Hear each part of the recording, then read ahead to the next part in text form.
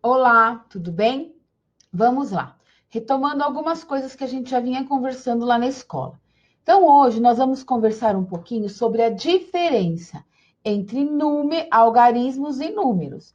Vocês sabem qual é essa diferença? Vamos lá. Quais são os algarismos? Pensando assim, ó, para escrever palavras eu uso letras. Para escrever números eu uso algarismo. Nós só temos 10 algarismos. E com eles a gente forma o número que a gente quiser. Então vamos lá? Eu vou mostrar para vocês quais são os algarismos. 0, 1, 2, 3, 4, 5, 6, 7, 8, 9. Esses são os algarismos.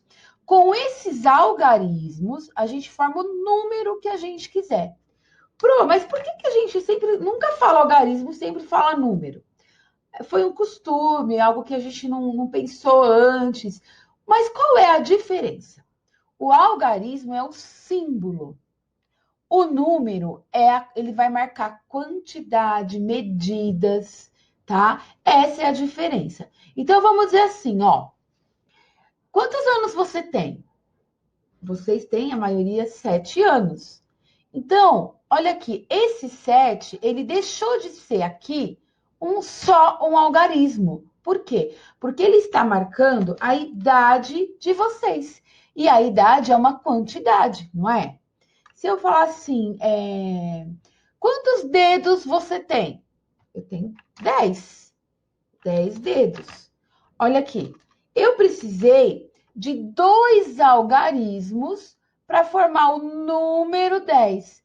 Por que ele é número? Porque eu estou marcando uma quantidade. Quando eu junto mais de um algarismo, ele sempre vai ser número, tá? Eu formo números com algarismos.